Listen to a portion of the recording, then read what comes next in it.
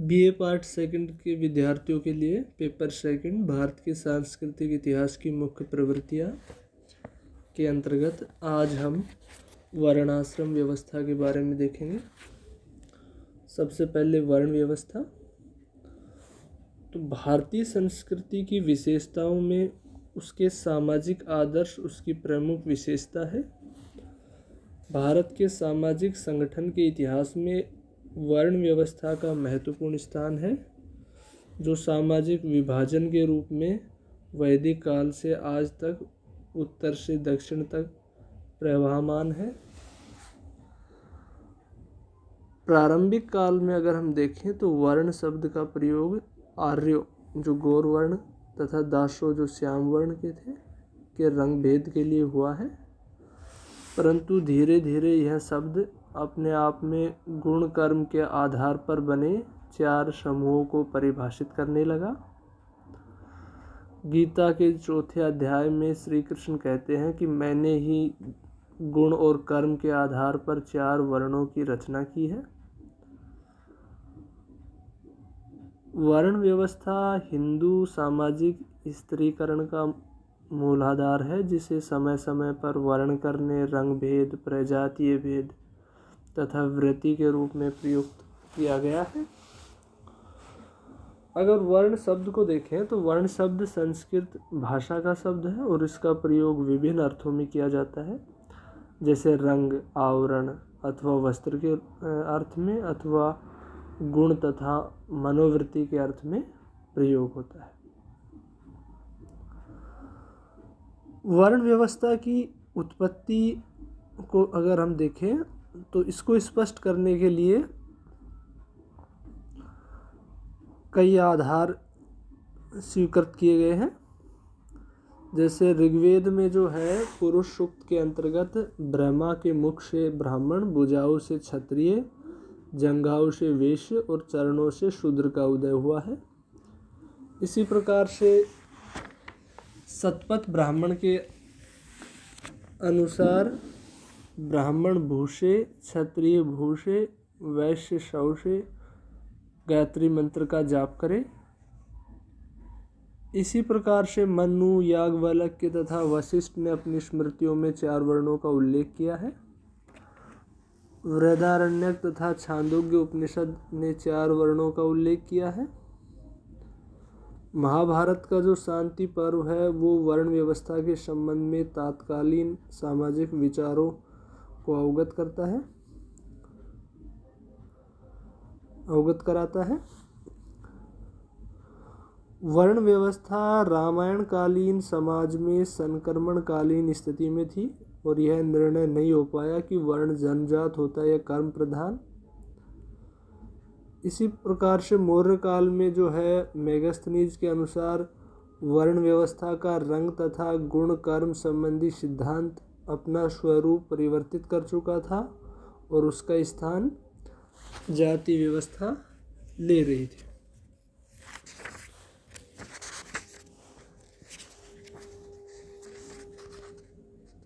मौर्य युग में जो है चारों वर्णों की समाज में स्थिति एक समान नहीं थी और न्यायालय द्वारा अपराधियों को दंड देते समय तथा साक्षी लेते हुए वर्ण को ध्यान में रखा जाता था।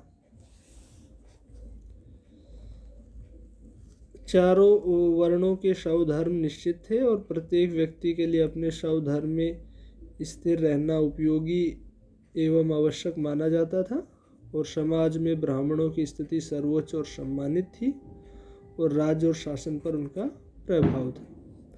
लेकिन मौर्य युग में जो वर्ण व्यवस्था है वो सूत्र ग्रंथों के काल जैसी कठोर नहीं थी।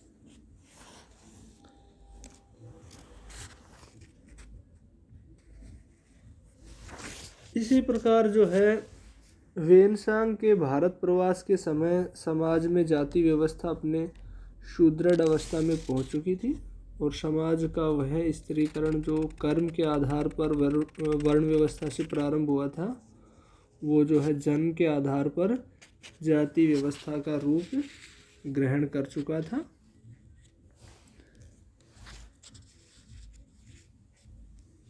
गुप्त काल के बाद जो है मध्ययुगीन भारत में जो है वर्ण का आधार जन्म रह गया था, और जन्म के आधार पर ही किसी को ब्राह्मण, क्षत्रिय, वैश्य या शूद्र माना जाता था। अब यह कदापि संभव नहीं था कि कोई व्यक्ति विद्वता और कर्मों के आधार पर ब्राह्मण वर्ण में या वीरता और राजसत्ता के आधार पर क्षत्रिय वर्ण में सम्मिलित हो सके। यदि किसी व्यक्ति का जन्म जो है वैश्य कुल में हुआ है तो विद्वान व याज्ञिक कर्मकांडी होने पर भी वह वैश्य ही कहलाएगा, और यदि अपनी सैनिक शक्ति से राजसत्ता प्राप्त करने पर भी वह वैश्य ही समझा जाएगा। और गुप्त काल में जो है चातुर्य वर्ण इसी रूप में प्राप्त हो चुका था, और आज भी कमोबेश भारत में यही स्थिति विद्यमान है।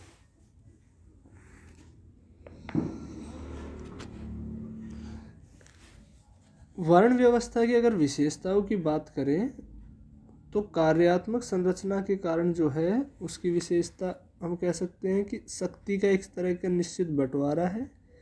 इसमें स्त्रीकरण देखने को मिलता है, व्यावसायिक आनुवांशिकता है, वैवाहिक सीमाएं हैं, धार्मिक निषेध है, श्रम विभाजन है, लचीली व्यवस्था है। जहाँ तक वर्ण व्यवस्था का महत्व या गुण की बात है तो हम कह सकते हैं कि कर्तव्य पालन की प्रेरणा के रूप में इसे देखा जाता है। सामाजिक और व्यावसायिक प्रतिद्वंदिता से मुक्ति, कला, व्यवस्था और उद्योगों को इससे संरक्षण मिलता है, समता का प्रतिपादन होता है, शक्ति संतुलन बना रहता है, एक तरह की आचार संहिता है ये। और अगर इसके वर्ण व्यवस्था के दोष या अवगुणों की बात करें तो हम कह सकते हैं इसमें दोहरे मापदंड हैं, एकाधिकार की प्रवृत्ति है, अवैज्ञानिक दृष्टिकोण है, अंधविश्वास व निर्योग्यताएं इसमें देखने को मिलती है। इसके अलावा जाति व्यवस्था का जो जन्म है वो भी वर्ण व्यवस्था का एक तरह दोष है।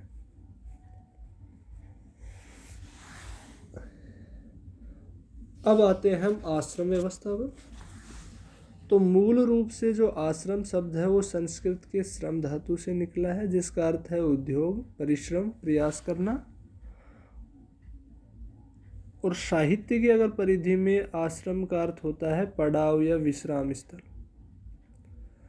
धार्मिक संदर्भों में अगर देखें तो ऋषि मुनि कठोर जीवन पालन करने के उद्देश्य से निर्जन वन प्रदेशों में जो आश्रम स्थल बनाते थे वो आश्रम कहलाते हैं। आश्रम व्यवस्था के अंतर्गत जो आश्रम एक प्रतीक है, मनुष्य वास्तविक आश्रमों के समानांतर अपने आयु समूह के जो प्रतीकात्मक आश्रमों में निवास करता है। व्यक्ति के जीवन को जो है 4 भागों में विभाजित किया गया है।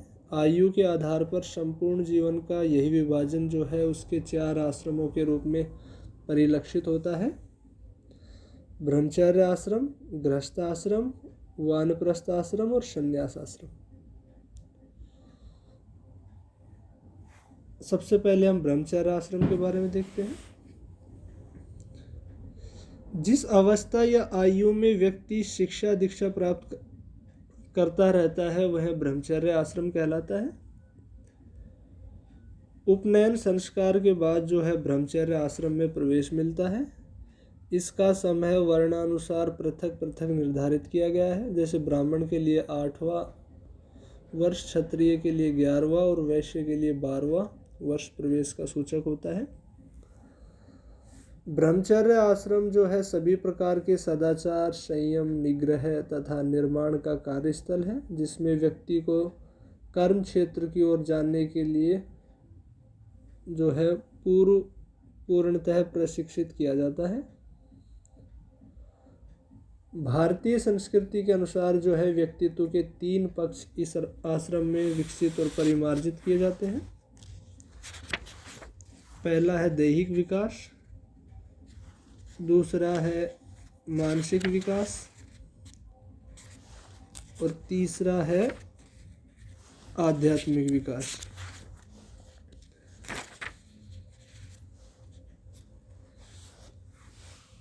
जहाँ तक इसकी अवधि की बात है तो ब्रह्मचर्य की जो आयु लगभग 25 वर्ष हो जाती है तब तक मानी गई है। दूसरा है गृहस्थाश्रम। सामान्यतः जो है गृहस्थाश्रम का आयु वर्ग 25 से 50 वर्ष तक माना जाता है, किंतु वास्तव में जो है विवाह के पश्चात ही यह आश्रम व्यवहारिक रूप ले पाता है। शास्त्रकारों ने गृहस्थाश्रम को धर्म, काम तथा अर्थ का संगम कहा है। गौतम तथा बोधायन धर्मसूत्र ने तो केवल गृहस्थाश्रम को ही एकमात्र आश्रम माना है, शेष आश्रमों को उनका पूरक स्वीकार किया गया है। गृहस्थ आश्रम में पुरुषार्थ के जो 3 अंग हैं, अर्थ, धर्म और काम, प्रयुक्त होते हैं और इन्हीं के माध्यम से प्रत्येक गृहस्थ अपने कर्तव्यों का पालन करता है। इसलिए ये कथन भी प्रचलित है कि समाज यदि रथ है तो गृहस्थ उसका सारथी, उसके बिना रथ और अश्वों को कौन गति प्रदान कर सकता है। अगला आश्रम है वानप्रस्थ आश्रम। सामान्यतः जो है 50 से 75 वर्ष तक की आयु का समय वानप्रस्थ आश्रम होता है और शास्त्रों के अनुसार जो है जब गृहस्थ को अपने सिर के बाल सफ़ेद और शरीर पर झुर्रियों का अस्तित्व बोध हो और वह पुत्र प्राप्ति कर चुका हो तो उसे वानप्रस्थ आश्रम ग्रहण कर लेना चाहिए। वानप्रस्थ आश्रम जो है मूलतः सन्यासी बनने की एक प्रकार से पूर्व भूमिका प्रदान करता है। वानप्रस्थी परिवार का सदस्य न होकर संपूर्ण समाज की इकाई बन जाता है। वानप्रस्थ आश्रम के माध्यम से व्यक्ति के व्यक्तित्व का विकास तथा समाज का कल्याण दोनों ही एक साथ हो जाते हैं। और चौथा और अंतिम आश्रम है संन्यास आश्रम। सामान्यतः जो है 75 वर्ष की आयु के पश्चात मृत्यु तक का समय संन्यास आश्रम कहलाता है। यदि 75 वर्ष से कम आयु में भी व्यक्ति संन्यास बनना चाहे तो उसके लिए किसी प्रकार की वर्जना नहीं होती है। प्राचीन समाज में कुछ लोगों ने ब्रह्मचर्य से सीधे संन्यास धारण कर लिया था। इस आश्रम में जो है व्यक्ति का लक्ष्य मोक्ष होता है और उसकी प्राप्ति के लिए वो कठोर तप, साधना, संयम तथा योग की आवश्यकता होती है। मनु ने जो है सन्यासी के संबंध में कुछ मान्यताओं का विधान किया है। जैसे उनकी दृष्टि में जो है सच्चा सन्यासी वही है जो गृहस्थ और वानप्रस्थ आश्रम व्यतीत कराया हो और उसे किसी पर निर्भर नहीं रहना चाहिए। घृणा तथा मोह के स्थान पर दया, प्रेम, धैर्य और संतुष्टि का प्रदर्शन करना चाहिए। आश्रम व्यवस्था के अगर हम महत्व की बात करें, उपयोगिता को अगर देखें तो एक तो यह है कि ये अन्योन्य आश्रित संबंध है। दूसरा, इसमें आश्रम व्यवस्था एक प्रकार से व्यवहारिक जीवन पद्धति है। इससे जो है पीढ़ियों के संघर्ष पर रोक लगती है। बाल विवाह पर प्रतिबंध, जनसंख्या पर प्रतिबंध, श्रम की प्रतिष्ठा, मानसिक जो अस्थिरता से मुक्ति मिलती है, बुद्धि का विकास होता है, हम की भावना का विकास होता है, सामूहिकता की भावना का विकास होता है। ये एक प्रकार से अनुशासन का प्रतीक है और आश्रम व्यवस्था जो है वो सद्गुणों का विकास इससे होता है। जहाँ तक आश्रम व्यवस्था के दोषों की बात है तो हम कह सकते हैं कि इसमें व्यवहारिक शिक्षा का अभाव मिलता है, दायित्वों का बोझ, एकाधिकार की जो है इच्छा इसमें देखने को मिलती है, कठोर अनुशासन आश्रम व्यवस्था का दोष कहा जा सकता है, वास्तविक वैराग्य का अभाव देखने को मिलता है। इसके अलावा स्त्रियों की उपेक्षा जो है वो भी आश्रम व्यवस्था का एक प्रमुख दोष है।